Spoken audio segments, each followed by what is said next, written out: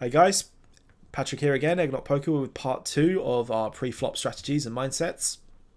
We're going to move into the second slide now for when we're being 3-bet. So hopefully you're up to date with us from our previous video. So we're being 3-bet all the time, what can we do about it? Part 2. Lots of information in here unfortunately, but it's just the way it is. We're going to try and explain it and generalize it and make it easier to dissect. So if we shouldn't do a lot of calling then, out of position versus 3-betting, what else can we do? As we touched on previously, is we need to think about 4-betting. Again, the next 2 slides are quite heavily based on doing some 4-betting. If this is something that you think is not relevant to you at the lowest levels and you're not confident in 4-betting, I completely understand. But this is something that you need to think about in your game tree. That is really, really good against like kind of spazzy regs pre-flop who 3-bet a bit too much. And also just learning how to think about playing at a slightly higher level and try and elevate your game overall and become harder to play against and just become a stronger player.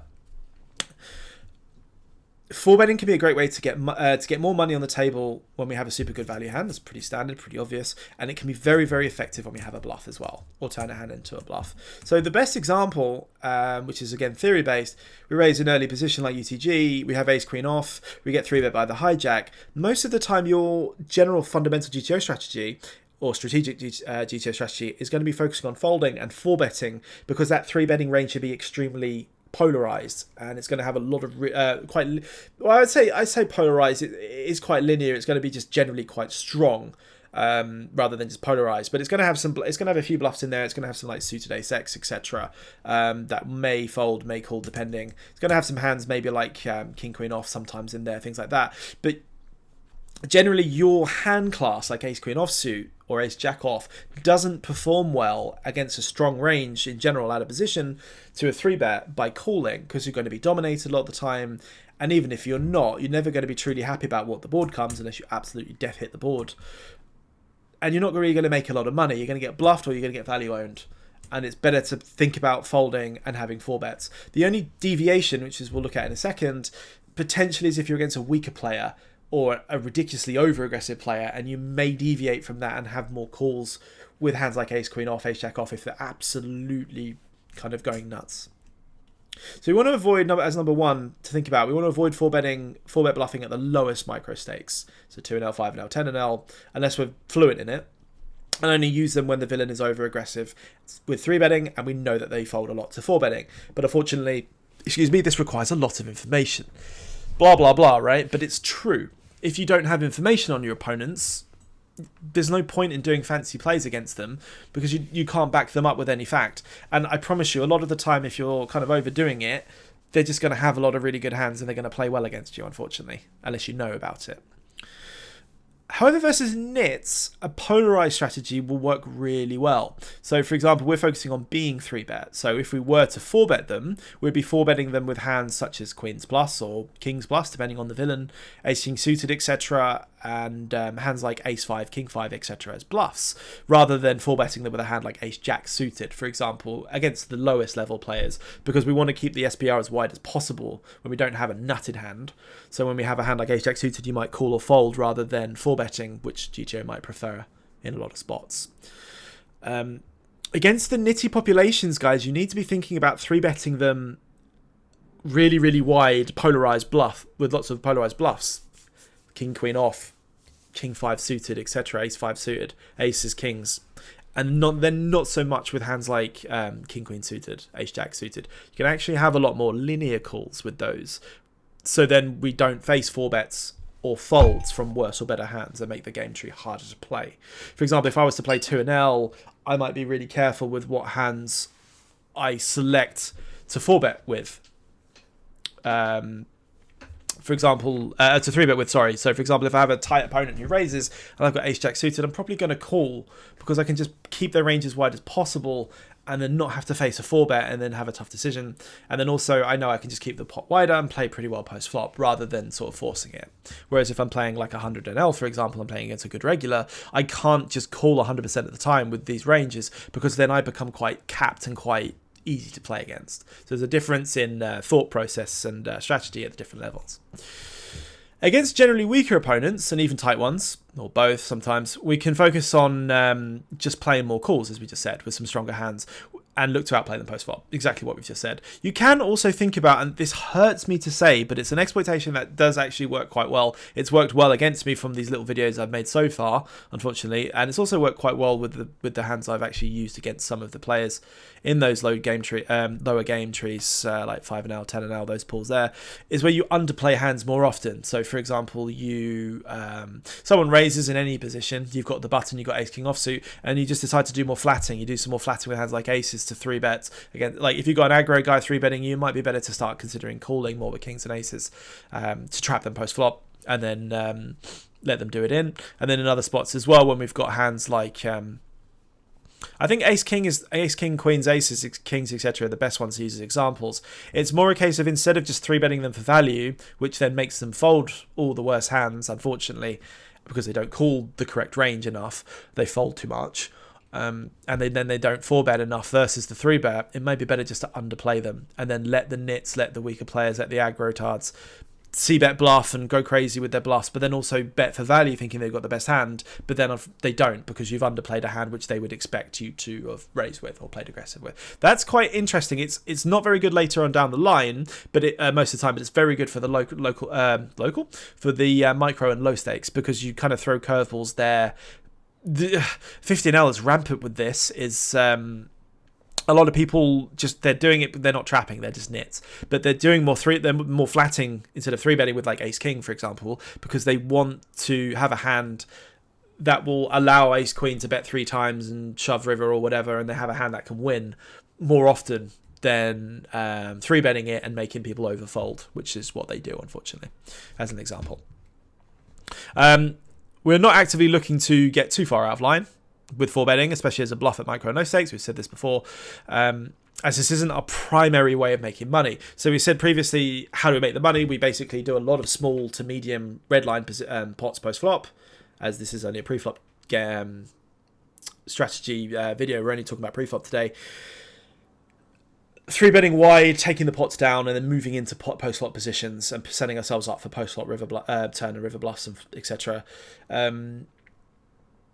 And value betting worse against value betting good hands against recreationals are going to cause worse. So finding ourselves in lots of spots where we're dusting stacks and in one way or another with 4-bet bluffing, it's not ideal, but it's absolutely something that you need to think about and add into your game where it is relevant. It really, really is. Moving on, couple of considerations. Opening, then folding more suited connectors and gappers to 3-bets is absolutely going to be really, really useful to you. Suited connectors and gappers out of position, especially, even in position sometimes, they don't call that often.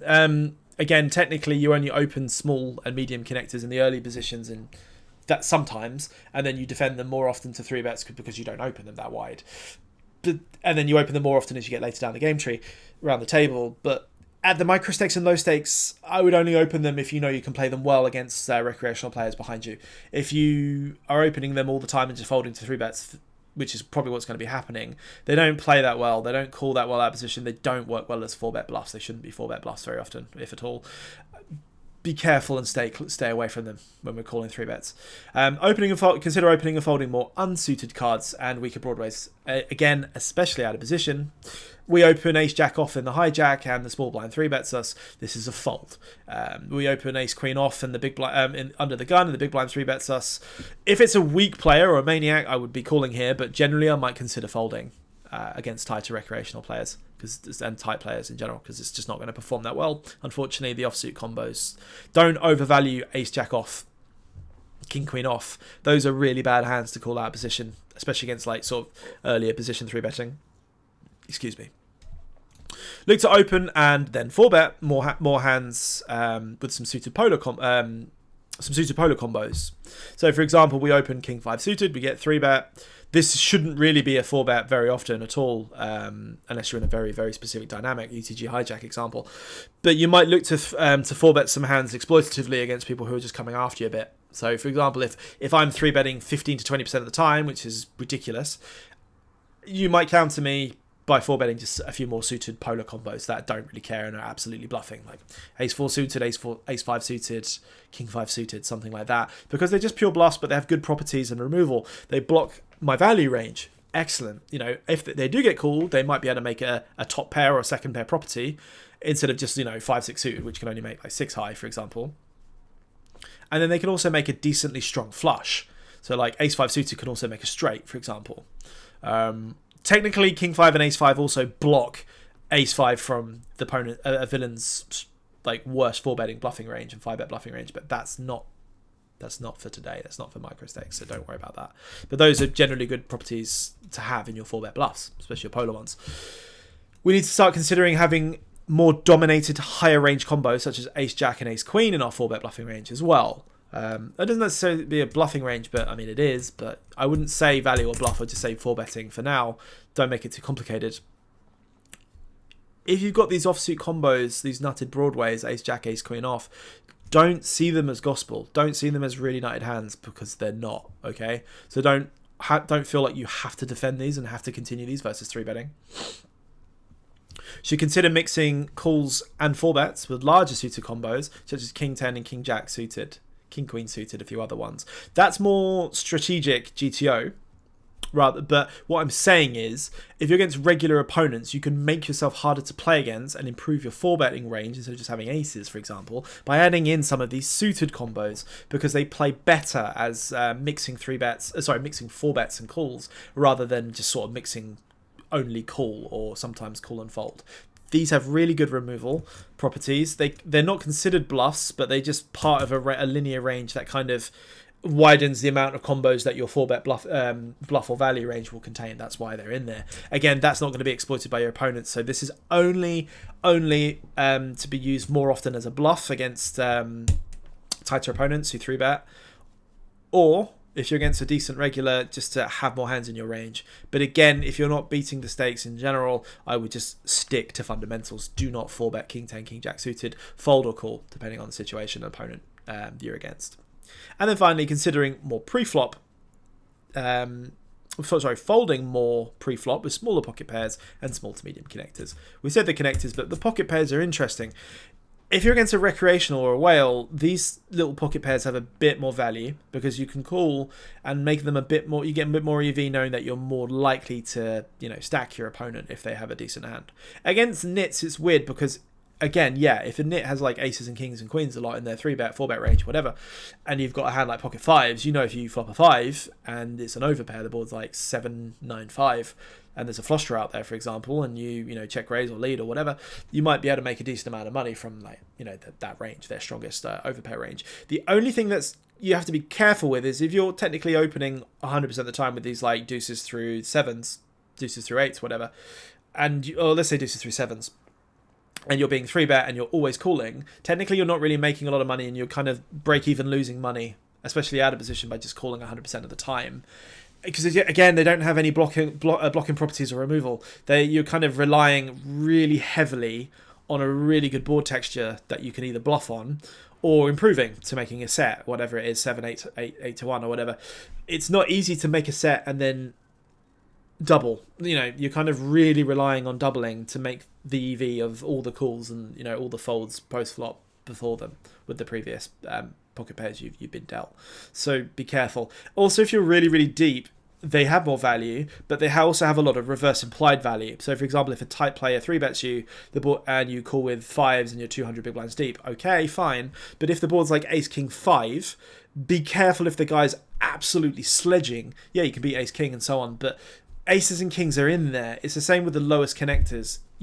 If the guy's 3-betting suited broadways and nutted aces, suited aces, and you're always calling with like 5, 6 suited, 7, 8 suited, etc., when the money's going in, flush over flush and flush draw over flush draw is very relevant. And I would be careful with what you're doing there and what money you're getting in. So moving on. So now we're thinking about being the 3-better, having some more aggression, having some more power. So 3-betting or re-raising someone's open. That's for the boomers out there. Pre-flop is extremely powerful as a 3-bet and a core fundamental way of any winning strategy. Absolutely. You don't need to 3-bet because you know that, oh, you know, I don't want my opponents to think that I've just got the nuts when I re-raise. That is true. But again, they're not really gonna exploit you as much as you think they are. However, just in general, having a few hands in there that aren't aces and kings against people who do use HUDs, and if you're playing on PokerStars, for example, or another site that uses HUDs, people will see, you know, if you're playing 10% of hands and 3-betting 2% of hands, it's going to be really difficult to find wider calls from players to get money out of the hands that you want to. Okay, so when you have it, you do want to make some money. You don't just want people to go, this guy's got aces, I'm going to play really well against it. So 3-betting pre-flop has many advantages. Let's go through some of them and have a look. What kind of things can we get from 3-betting? Well, it gives us immediate fold equity potential if we're bluffing. That's always really good. We can 3-bet a hand like King 10 off and get a fold from a hand like Ace Jack off. Excellent. Perfect. It can increase the size of the pot and reduce the SPR or stack to pot ratio when we have a value hand. Also perfect. So I've got value. I've got Ace King, for example. I 3-bet. I get called by King Queen off. King Queen suited, for example, whatever. The flop's King high. Excellent. We can think about making some money here. Because I've re-raised it pre-flop, I've put more money in and I'm starting to now narrow and reduce this SPR, stack to pot ratio. If I don't do that, it makes it really hard to then exponentially build the pot as we go street by street. Excuse me. If we 3-bet pre-flop, we 3-bet to say, I don't know, 10, he calls, the pot's like 22 or something, rather than being like 7 or 8, whatever. It means we can then bet larger on the flop, to get called, then bet larger on the turn, get called, and then bet larger on the river, potentially shove, depending on sizes. It's really, really good. It's also very effective on the same side, other side of the coin when you're bluffing, is your that fold equity. Again, the smaller, narrower the pot becomes, the more pressure you're putting on that opponent as well, which is really, really good when you're bluffing. It also reasserts hero control of the hand. This is extremely important and not thought about as much. Your range and perceived range, again, this comes into the next one.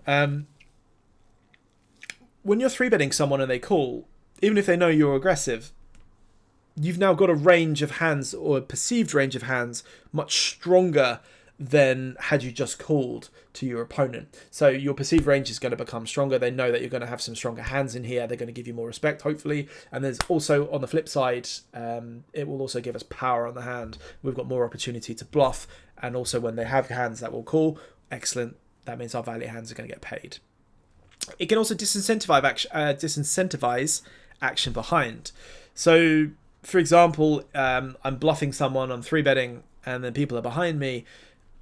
Depending on how good they are, they're mostly just going to be folding a lot of the time, and I'm going to be able to attack that opponent without any worry behind. Whereas if I call, I might incentivize people to start squeezing more often behind me. And if I'm capped and only capped when I call, it makes the game quite hard to play and easier for our opponents to play against us.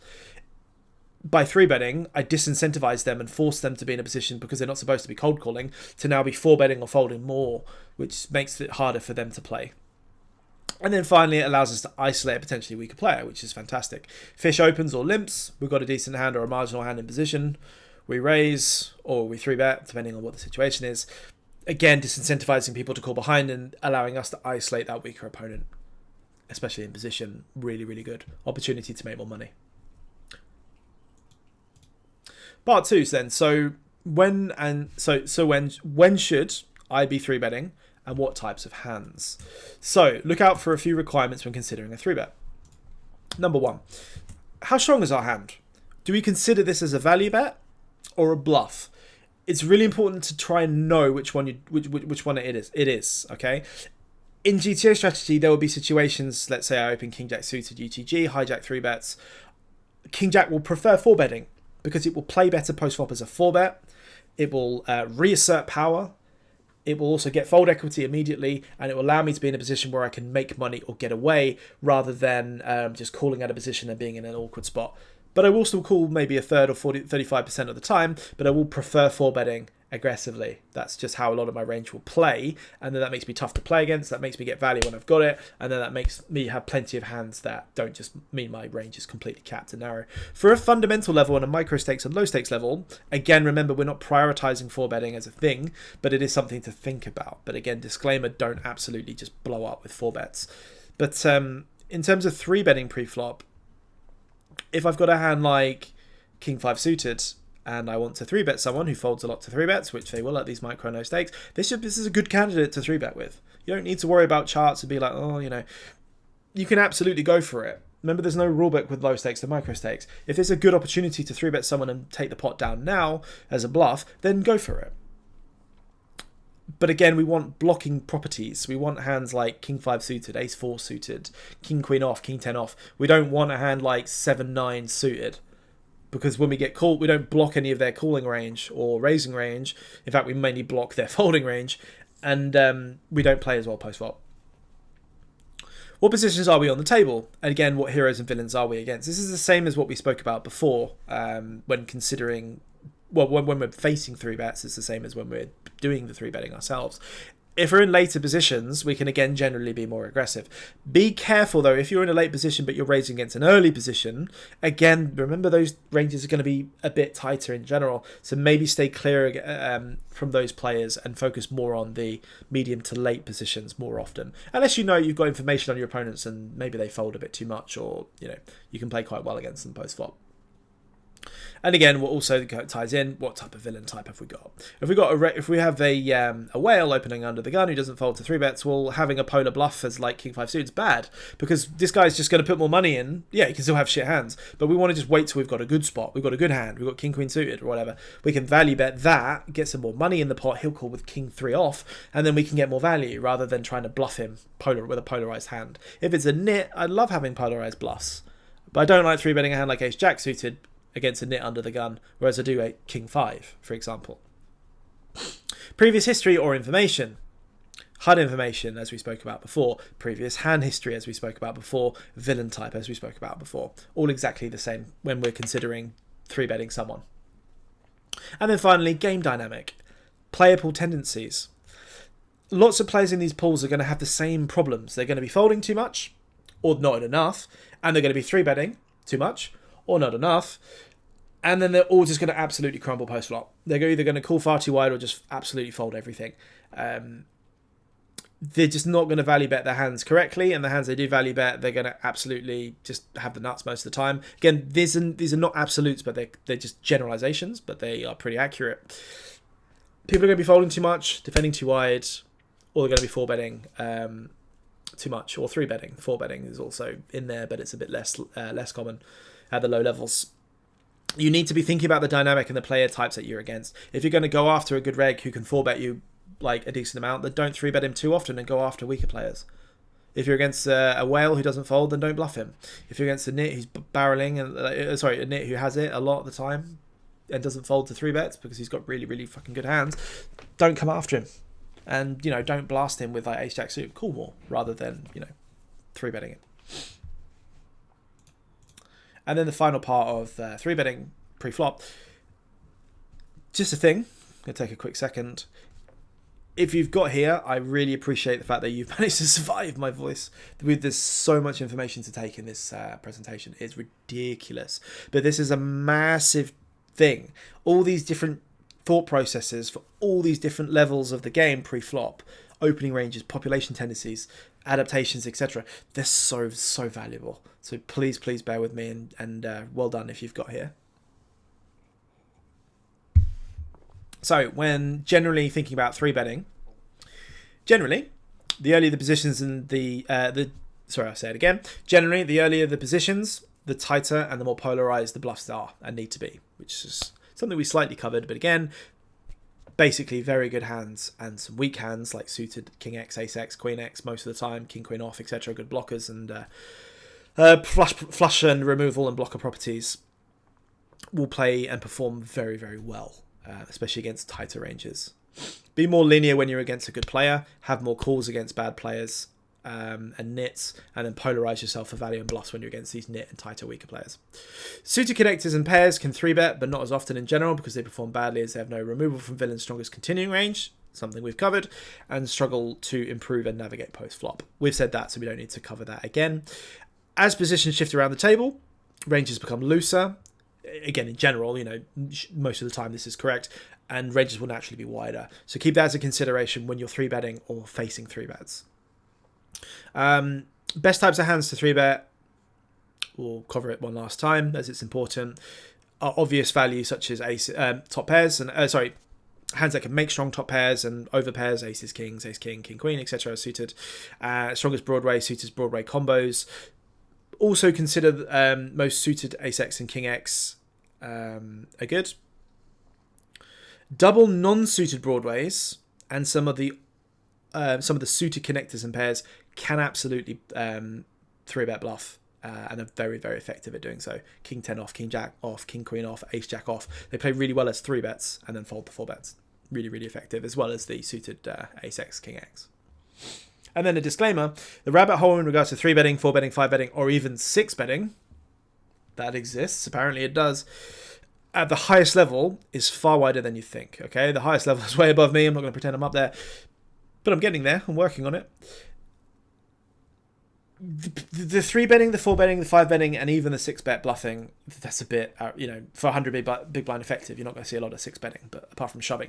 But these ranges get very wide the further you go around the table. They get really, really wide, and they're more apparent and more aggressive than you think in terms of like a GTO level. The game is very complex, but in terms of being aggressive, aggression will always win. So if you've got a situation where you can 3-bet someone, and put pressure on them with the right type of candidate, just fucking do it. Go for it. Like, don't be afraid. Take a spot. So a few things to finally think about in terms of 3-betting. Linear calls versus nits and regs in late positions, like the cutoff and the button in position, work really, really well. This is all stuff we've already said, but this is just like a generalization, evaluation. Polarized bluffs and value work really well versus nits and tight regs and fish, because you can generally and very easily get away from these hands if facing 4-bet. And if they do continue, we can do a lot of pressure post-flop. That's for another day. Absolutely destroy them by overfolding pre and post. Nits, so against nit opens, use polar bluffs and value such as king 5, ace 4, king 10, king jack off, and then aces, kings, ace king. They're examples of the hands that you can use. Against nit opens, we want to also then flat more linear strong hands, so instead of 3-betting them, because we're not going to generally get value from these. Are against the tighter players in the nits, right? These aren't just fish. If we know that they're opening ace queen off and folding to a 3-bet, or ace jack suited and folding to a 3-bet, whatever, then you want to be careful that you're not just 3-betting ace king, ace queen and folding out king queen suited, folding out jack queen suited, or folding out king queen off, whereas they're going to open those and then think they've got the best hand a lot of the time when they flop a decent top pair, but they're not, because you've called a linear strong range, because you don't need to be concerned about what your ranges look like at this level. You're just, how do I make more money? Well, I make more money by bluffing you with little polarized shitty little bluffs, and then sticking in loads of really, really good hands like aces and kings. And then it makes it, we don't just have the nuts all the time. But then we do more calling, because a bit more old school, because we just make more money by doing that against low-level players in position. We can outplot for you, we can bluff you, we can value own you, we can get away from hands. So, we can play pretty well. And we put ourselves in situations to do that with a wide SPR rather than a really, really minute SPR when their range is fucking monstrously strong, because you've 3-bet them, and then they're just continuing with like top 5%, for example. Nit opens flat, more linear strong hands. We just said that. Things like ace queen off, ace queen suited, tens, jacks, queens, etc. Sometimes ace king in potentially in position to avoid overfolding versus worse, and avoid being 4-bet. So, for example, you 3-bet ace jack suited against a nit. He 4-bets you. This is gross. We don't really want to call. We don't really want to fold. It's fucking horrible. So don't put yourself in that situation in the first place. 4-betting correctly is extremely technical and advanced. No shit. But don't shy away from it, and absolutely use with caution if you do. Again, like, it's tough to say. If you don't really 4-bet, you don't really know anything about 4-betting. If you're in a good situation for it, do it, but you're not going to know that a lot of the time. So remember, it's not a priority, again, in terms of making the most money, so especially at the micro and the lowest micro stakes. So just don't overdo it. If you've got like ace queen off, crazy guy 3-bets you, probably going to call rather than 4-bet anyway. Hands like king 10 off are easy folds, right? But you might 4-bet them sometimes because you know the guy 3-bets you too often and might fold to 4-bet. Something a bit different, we go through this slide and then we're going to pause, is exploiting population. So what do we mean with that? So villain tendencies. Figure out and mark your villains. See what type of issues and leaks and tendencies that these guys have. They have so many fucking leaks, it's ridiculous. But they all have different types of leaks. then apply the relevant strategy and exploits against them. So, for example, if you've got villain tendencies at like 10 and L, people are just going to be too tight in general, and if they're going to probably be 3-betting maybe a bit too wide, and then folding to 4-bets. They're going to be, like, the fish are going to open too many hands, the nits are going to be not opening enough hands, the regulars are generally going to be on the tighter side, their 4-bets are just going to be kings and aces, their 3-bets are potentially either going to be far too wide or just ridiculously tight. They fold too much to c-bet, they don't ever check raise as a bluff, they don't find river bluff, they don't turn hands into bluffs, they overfold, etc, etc. These are really, really common tendencies in these micro to low stakes. You need to target these mistakes. You need to be identifying them. You need to be identifying and marking your villain types, and then you need to be playing relative against them. That's really simple and obvious to say, and it's not easy to just implement. But again, it's really relevant. It's massive. If you mark someone as a nit or a fish or a reg or good player, whatever, you can then absolutely apply the right strategy against them. Don't just play the same way against every type of player, and don't just mindlessly play your hand. You know, play the spot you're in, the position, the player type. What does your range want to do? How far can we push the limits? So, I mean, people who overfold and underbluff, they've got it the wrong way around. I mean, they should be overbluffing and being careful about what hands they fold. But, I mean, to be fair, most of these fucking nits, you should be overfolding anyway. But they should absolutely be blasting. Go after these capped ranges. I don't want to keep saying it, but it's just regurgitated, but it's the truth. These fuckers just, like, when they check, they're capped. When these people are like check calling and they're dribblers, just absolutely put pressure on them and they'll fold. You'll absolutely crush them. Like, just go for it. Potentially underplaying big hands versus nits is really important, as we said earlier as well. Ace King is a call, can sometimes be better than a 3-bet, depending on the opponent we're against. If you've got a death nit opening and they fold to 90% of 3-bets, you could argue that, well, you still want a 3-bet Ace King because you get called by like Ace Queen and so on. But most of the range, like King Queen, is just going to fold, and we don't want them to, right? We want them to stay in. So I'd rather call and keep them in, and then we can let them get value. We can get value from them later. Against an aggro tard, again, we should just be calling, because if you 4-bet him, you fold out all his bluffs. Yeah, unless you know that he just 5-bet spazzes all over the place, then fine. But, bear with me. Polar 3-betting strategy, pre versus nits. Again, we've said this. And then linear 3-bet strategy, pre versus regular and better players. We've already covered it, but if you're against the populations where people just have so many of the same problems, you have to exploit them. Like, you cannot just follow a graph of hands to open and 3-bets and just go with it. You have to think about the players you're against and the positions. So remember, the biggest win rates come from knowing who you play against and how to exploit them. It's not just fundamental strategy. Super important. So I'm going to pause the video here, and then we're going to move into part 3.